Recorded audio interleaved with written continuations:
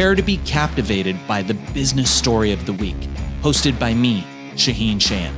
Join us on a journey through the twists and turns of entrepreneurial triumphs and setbacks. Immerse yourself in the narrative and witness the magic that turns dreams into reality. This is Business Story of the Week. And we are back once again. Welcome back to Business Story of the Week. I am your co-host, Joshua, where we navigate the world of business, entrepreneurship, and innovation. Every day we uncover stories of perseverance, struggle, success, and you know how it is. Today we have one of the biggest and leading minds and figures in the innovation sector, precisely in the Web3 world. I'm very interested in this, and you guys, audiences know that we've had these topics. And today we are going to interview. Our guest today is a titan of the industry. Sami Abdul-Jabbar is the visionary founder and CEO of Vestech. He stands at the forefront of emerging technologies, specializing in AI and blockchain to redefine the tech landscape. With over 2 decades of industry experience, Sami's influence extends beyond leadership as he engages in critical discussions in integrating ethics and compassion within AI through his best-selling book titled Makers. He is a luminary in the tech world. Sami's insight on humanizing AI and leveraging Web3 technologies are shaping the future, where innovation can coexist with empathy. I really want to dial in on that. I love that concept. His work aims to guide technology towards enhancing societal and business model, making him a pivotal figure in imagining the future of work and business and the economy in a Web3 driven world. Sami, I am very excited for this. Thank you so much for your time in here. How are you? I'm doing wonderful, Joshua. Thank you for that warm welcome. So happy to be here. Fantastic. Sami, I want to get into this real quick. Get right into the nitty-gritty of this. And I'm very, very interested when it comes to, we're really kind of talking about the future right now, right? It feels like it's not about like what's going to happen in the near future. We're actually having discussions revolving because it feels like we're in the future now. And that is especially because when it comes to the rise of AI. And my question is like now, the ethical AI advocacy, where did it come from? Where did it begin, right?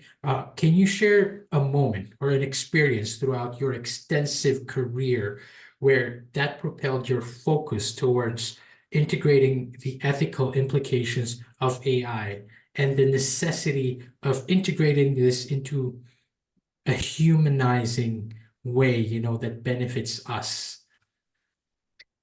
Joshua, that's a deep and big question. I'm gonna have to go I way told you back. I get into this. Please.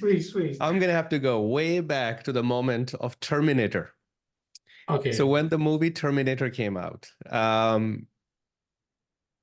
a Terminator and movies like that from Hollywood that talks about this doomsday scenario where AI and robots are going to take over the world, that has been shaping the perception in the public about about AI and robots. So what happens whenever you bring up AI? The very first response that you get from your audience is Terminator. Robots are going to precisely right. Robots are going to take over the world.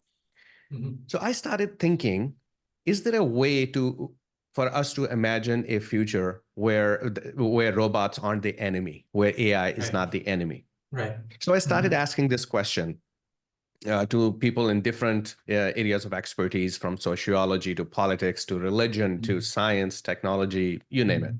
And the question was, what is it that we can do today to avoid that doomsday scenario 20 years from today? Right. And where the idea of 20 years came from is we look at technology evolution. And at that point, this is pre-COVID, this is 10 years ago. So at that point, so we were looking at the evolution of technology and the evolution of microchips and evolution of processing power. And based on that, the forecast was it would take about 20 years for us to get to a point where we can have Terminator-like or a version of that, early version of that Yes, robots. precisely. So hence 20 years. Mhm. So what do we do today to avoid a doomsday scenario 20 years from today? What do we do today to prevent robots from doing crazy stuff 20 years from today? Yeah. And I kept asking this question. One of the gentlemen, a scholar in the sociology field, he asked me a question in response. He said, if you don't want your kids to do stupid things 20 years from today, what would you do today? Teach them a lesson now. So yeah, exactly. So I said, well, we teach them human values today, value of kindness, compassion, empathy, so that, they don't turn into tyrants and really bad characters 20 years from today. He said, exactly. That's the answer. So that's kind of where the thought came from. And the analogy of children, it really works because anyone in the AI field knows that we, quote unquote, train AI. And the way we train AI is essentially very similar to how we train children. How do we raise children? So how do you raise children? How do you teach them good values? You teach them good values by exposing them to good values, by practicing good values in front of them, by putting them in situations where they will interact with other people of good values, and that's how they learn good values. If you put them in situations where they're going to learn bad values, they're going to learn bad values. Precisely. So AI or robots are the same way. You teach AI by exposing it to lots of data. Yes. And if you're feeding it good data, it's gonna learn good things. If you're feeding it dirty data, it's gonna learn dirty stuff. Of course. Example that often comes up in these kind of conversations, there was a Microsoft product that they created, test product, some years ago. It was a piece of AI that was created in the persona of a young girl, about 12, 14 years old girl, who is supposed to be the most kind, loving, compassionate person, the best of humanity that you can think of. And then this persona was allowed to interact with Twitter, now X data. And within the next less than 24 hours, this young 12 years old, best of human turned into the worst of tyrant that you can think of. Goodness. It went from, humans good, love everybody, to humans bad, kill everybody. Exactly. Right? So that's an example of training AI based on bad data means teaching bad values, means it turns into that tyrant. That's a prime example of why it's important for us to think about this question, what kind of data we are using to train the AI of the future. So that's kind of is a long-winded answer to your question, where this all started and where I am now. Well, it is a perfect answer because it really starts now. We have to train them now, right? It's what we feed this this machine, so to speak, right? It's very fresh. It's like it really is this infantile stage.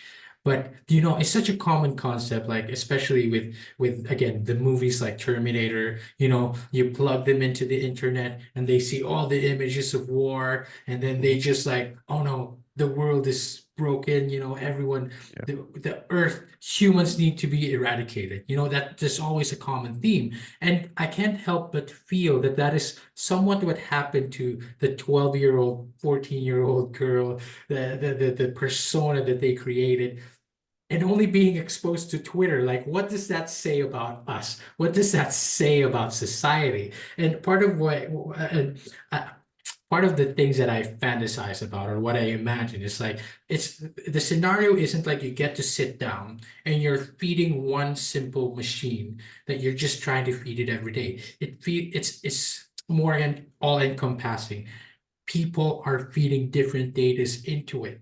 It's not just one person. If it were just one person, and then maybe we put the Dalai Lama or Buddha in front of that AI, then maybe, right? That maybe, but it isn't that way. So my question is probably like, how do we regulate that? How do we keep people from not feeding this into, like, blowing it up into this kind of like doomsday AI machine? But we can't always control everyone. People are teaching AI to develop, like explicit photos. People are teaching AI to GPT had to regulate itself to not, produce bad answers. But there's always this sinking feeling that AI is so much more controlled by corporations right now and so many other people. How do you control and regulate the information surrounding being fed and, come up with a more ethical AI? How do we do that? That's a $1 million question, $1 billion question, I should say. Billion dollar, Billion with a trillion B. maybe. Yeah, if we can find the answer to that. Now, first, let me say this. It's not that people who are working on AI and creating AI, it's not that they are not thinking values. They are thinking Right. values. Every piece of AI is created on values. But the question is, whose values? You use the example of Dalai Lama. Mhm. Is it his values, or is it, some other guy's values, some bad guy's Mhm. values? Mhm. Whenever any new technology comes into market, Mhm. even if you think the evolution of internet, go back, Mhm. first generation, second generation, third generation now, always there was a risk. Every new technology gets used in two places first. First Yes. is your military applications, defense Mhm. applications, right? And the second is adult applications. Yep. I was Once gonna technology say. comes out of that, Mhm. that's when we start looking into applications in the society at large. Now, Mhm. so values are being taken into consideration, but Mhm. again, whose values? And when you talk about values, there are two issues. One is we all have good values. We are all taught good things, but then Yeah, then we also find ways to justify bad actions, right? absolutely. Also, the old analogy, my hero is your terrorist, and your good guy is my bad guy. Your king and Mhm. leader is my tyrant. That kind of stuff, right? So what Mhm. I think of as good, you may or may not agree with that. Of course. Of course. So how do we then infuse values into that, Mhm. into the evolution of AI? Um, I don't necessarily have the answer to that. Do we need an international body at United Nations level who comes up with some ethical standards? Do we need some sort of an industry body that comes up with standards of Mhm. at least some universal Yeah. values? They got to be something, Yeah. right? Then, so that's one issue. Then the other issue is that biases that we all have. Every Yes. human has a bias, Mhm. and that Mhm. those biases, sometimes those are known. Mhm. Anyone who doesn't look like me is a bad guy. That has been part of our DNA since forever, because that was like back in the cave days, that was the Mhm. way we protected our tribe, Absolutely. right? Then, so that's the second issue. The third issue is biases that we have in the back of our head. It's not up front. We are not even aware of it. Those are implicit biases. They are built into our system. So there are things that have been done in other technologies to avoid some of those biases. For example, Mhm. in the hiring process, even in my company, Vestec, we'll talk about it a little bit more later. We have a Mhm. hiring process. When my staff sends me a resume, they Mhm. take out anything that identify the person.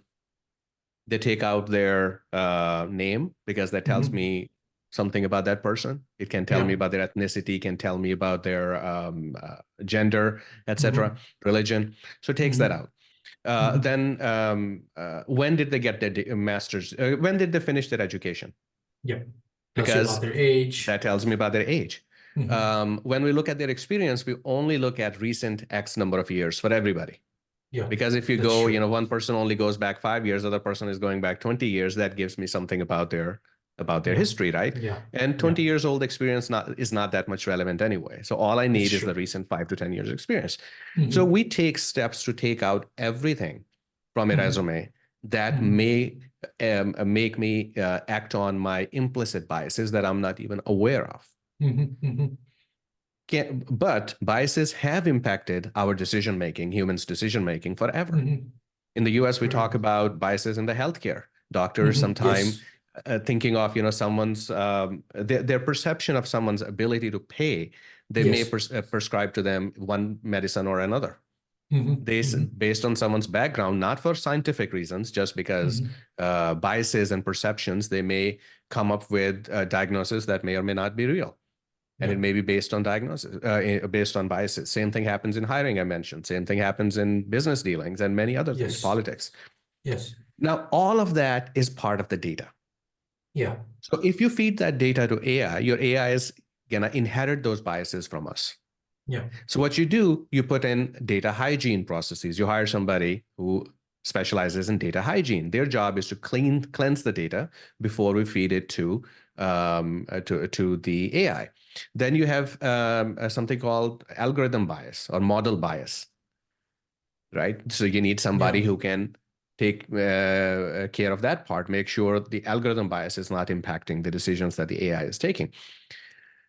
But it all boils down to, I mean, you can easily argue, you could say, who is going to watch the Watchmen? Exactly. If I am in charge of taking care of data bias or algorithm model bias or data hygiene, who is to know that my own implicit biases aren't impacting this? Precisely. So you cannot have one power, you cannot have one individual in a company or in a large organization.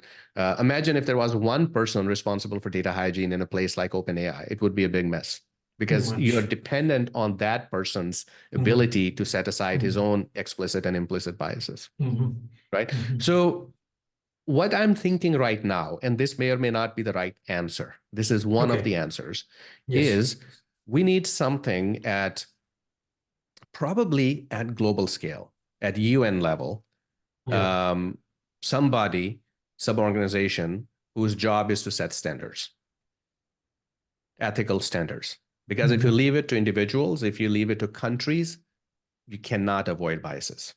Absolutely, especially corporations. In corporations, absolutely. And that is for me, it's like a fear that resonates with me that AI is a little too controlled by corporations right now. And it feels like they are going to dictate the future going forward if there are no regulations in place. But like you said, it is a billion-dollar question. Who is going to be the body and who is going to be the accountable person? Or how do you even start doing that? And better yet, how do you even stop corporations from trying to control this and getting out of hand, making their own, kind of sentient machine and getting out of hand, right? And these are all seemingly questions that will evolve through time, hopefully not too fast before we take control of it. But how do we stay optimistic? Like, because it feels like there's, of course, fear, right? How make us feel optimistic about the future of AI, that it won't go out of control?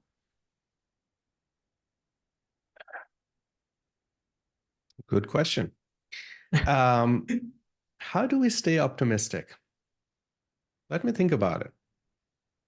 I just it's a question to me that I have a particular interest in this kind of field. I'm not the brightest minded inside all of this, but I do want to hope for a future where it works for us instead of it conquering us. And I guess I want the audience to hear that kind of optimism as well. So what gives me hope is that there are lots of people, very smart minds on the planet who are thinking and asking this question. AI is being taught in areas of education and research where you wouldn't even expect. I heard that AI was being taught in a theology school of religion. Oh, wow. What? I'm aware that AI is being taught in philosophy classes. I'm aware that AI is being taught in history classes, in sociology classes, right? Outside business and technology. Yes. So, and remember, historically, evolution happens when different areas of study and different areas of research, when they come together. That's when evolution happens, right? If you keep research within one area, then it kind of gets stuck over there. Right now, lots of different disciplines, they're coming together. And it's a moment of convergence where all these things are coming together, right? So when I go to conferences and seminars on this subject, people sitting next to me, unlike the past, they're not necessarily all people involved in technology or business. These people are coming from all walks of life. Wow. Right. And they're attending these conferences and seminars that historically were, all nerds like myself, right? Now you Yes. have Yeah. other people sitting next to us who are not from those pure technology backgrounds. Mm-hmm. So that gives me hope because Wow. people just outside the tech world are thinking, they're asking Yeah. questions, Yeah. right? Another thing that gives me hope is that we are still at a stage, and this stage is not going to last very long. I want to highlight that. We are still in a phase where we can impact the evolution of AI to a degree. We haven't gotten Yeah. to a point of no return. We still have the opportunity. What can we do at individual level? At individual level, inside any organization. In the past, when we made decisions, the decision impacted one person or a small group of people for a Exactly. certain length of time. Now, when you make a decision, you have to think, is it going to impact for how many years to come, for how many decades to come, is it going to impact people and decision making? Because your decisions today is the data for tomorrow for AI training. Wow. I love that. So I that love puts that. an extra level of responsibility on our shoulders to be mindful of our biases, to mindful of our ethics, to mindful of our morals, because you know how it is that parents, they may use bad language outside, but when they're in front of their children, they speak more clean language. Yes. They may commit, some immoral things outside, lying or stealing or whatever, but in front of their kids, they're not going to do it. Why? Because we don't want as parents, we want our kids to be better than us. We don't want to teach them those values. Of course. So now put that in decision making in organizations where you know that the decision you're making today, it's going to impact our AI children, quote unquote, because that's how this data is going to be used. So that puts extra responsibility on us decision makers and organizations. I love so that that. gives I me love hope that. that ability for us to make better choices today, because like I said, we haven't reached a point of no return yet. Okay. Thank you so much. First of all, I'm gonna thank you, thank you right there for giving us that sense of hope and optimism. We have not reached a point of no return. And really, at the end of the day, it feels like um trusting humanity, so to speak, like giving hope that humanity, that our kindness will prevail, our ethics will prevail at the end of the day. And this sort of feels like a great transition to are these what you call your makers? Right? This is like you have your book, you call it Makers and the impacts of makers on AI society. Can you talk a little bit to us a little bit about that? What you talk about in your book and delving into AI infused with human values, and what impact do you hope that book will have on the tech industry and society at large? Absolutely. So the question that I started asking, how do we avoid the Terminator-like scenario? And the Yes. answer that I received, that it's teaching AI the human values. It's the same reason why most of us don't wake up in the morning and plan, global takeover or kill our neighbor or, do bad things. Most of us, right? Yeah. So I wanted to explore what those values are. And that I had the good fortune of meeting Mr. Mark Victor Hansen at one point at one of the events we shared at breakfast. Mr. Mark Victor Hansen, for those who don't know, he's the author of Chicken Soup series of books. For the soul. Yes. It's Chicken Soup for the Soul, right? So there are Chicken Soup for X. There are a large number of books. He's an accomplished author and a publisher.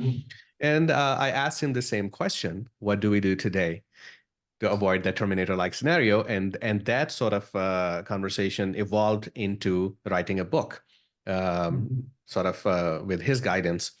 The book talks about the values that can be taught, and then the interaction between AI and humans. And I don't want to give too much away. It's an easy read. It's written in a story format. So read. It's available on all platforms where you can buy books, Amazon, Barnes and Nobles, everyone else. It's available in audio, Kindle, and hardcover, softcover formats. And currently it's being translated in different languages. One interesting point that actually, when I was writing the book, it kind of came up, is that, yes, values is one thing. The other thing is how we humans behave when we interact with technology. And that's already coming up, humans' behavior. Um, One example, for example, my son, who is a seventh grader, I asked him, how does he feel about AI? And his exposure to AI, the first thing was ChatGPT. I asked him, how does he Yeah. feel about ChatGPT? He had very strong negative views about AI. And in his mind, ChatGPT is AI, right? So he's Yes, like, of course. and he used like really strong wording. He's like, I strongly dislike ChatGPT. And I said, why is that? Right. Doesn't it help you? He's like, that's the problem. My teachers have started thinking that I use ChatGPT to write my papers. Right. So now I am Right. guilty until proven innocent, which is the Precisely. opposite, in our legal system. You are innocent until Innocent until proven proven guilty. In guilty. this case, Yes. he's like, now I have to prove that I wrote the paper myself and not ChatGPT. So teachers are requiring me to write papers in class. In the past, it used to be homework. I could work on it at home. Now they're like, no, sit in the class in front of the teacher so they can make sure that you're not using. So he's like, ChatGPT is actually making my life difficult. Wow. So that's one example of how humans react to technology. The other example is where we had in Hollywood, we had writers strike Yes, that yes. lasted for many months and impacted the film industry and the media industry heavily, significantly. Not just the writers, but when they're not writing, then basically the whole industry shut down and all related businesses also got impacted. And their issue was, well, ChatGPT is taking our jobs. Yeah. Right. And then the next is, if you look at job postings these days, regardless what type of job post, there is at least a requirement that you have to have some knowledge of using of these tools. So what I want to highlight is my book talks about human values. Also, it talks about how humans react to AI. Yes. AI is going to react the way it's programmed, at least initially, until we get to a point where AI becomes self-aware and it starts creating its own rules, which is not likely to happen for many, many decades to come, despite that some people are making statements that AI is already self-aware, but that's not the mainstream belief. I do believe that there's this notion in the society, a general notion, which I believe is counterproductive, is that AI is my enemy. AI is not your enemy. AI is not going to come steal your job. But if you don't use and become comfortable with AI powered tools, then the other guy or girl who gets comfortable with it and learns it, they're going to come after your job. Precisely. Right? Precisely. So instead of hating the technology, learn the technology. Precisely. And it's not that difficult. Like a lot of these tools are available either at very low cost or no cost. This is I'm talking about people in general, decision makers, business leaders, CEOs, CTOs. I looked at the data, and there is a very large number, very large, that believes that AI and AI-powered tools are a competitive advantage. In the next 10 years, if you don't bring AI into your business, you're done. You're gone. Yeah, absolutely. Absolutely. Leaders know that. But a very small number of people, leaders, that is, they are actually investing in AI tools. Okay. And even those who do claim that they are investing, you ask them, what your investment is. It is like, well, we have a training program for our staff. What is the training program? We're teaching them AI. You ask the staff, what did you learn? Nothing really, or we learned how to use ChatGPT, right? Exactly. So It's just GPT. even a very big company, I came across them. I don't want to name the name, but it's a very, very large company in the aviation space. They have a role now called head of AI advocacy. Okay. Head of AI advocacy. What does that mean? What does that It mean? basically means that kind of keep an eye on AI and see what's going on. This is like one of the largest companies in aviation. Yeah. So the challenge is large number of leaders understand that it's a competitive advantage. Very small number of leaders are actually investing in it. And many of them who are investing, they're basically investing as just so they can say that we are investing and not real investment in it. So my recommendation to the leaders is talk to people who live and breathe this technology. Talk to people Absolutely. who are on the forefront of this technology. Talk to Mhm. companies like ours that specializes in Mhm. this kind of work and it's been doing it for Mhm. years, right? Mhm. At least start looking at your options, start exploring. And we are not saying you have to, switch the whole business model overnight. That's not what we're saying. Mhm. We're saying Of course. within your existing business models, find out where we can add value by bringing AI into it. Just last night, I Fantastic. was reading a comment from someone who is a very well-known figure in the Web3 space. He said that there should be a requirement by the boards of these big companies for immediate 17% increase in growth. Wow. And his reasoning for the 17% is that Right. even if you don't think too much, just look at your existing processes.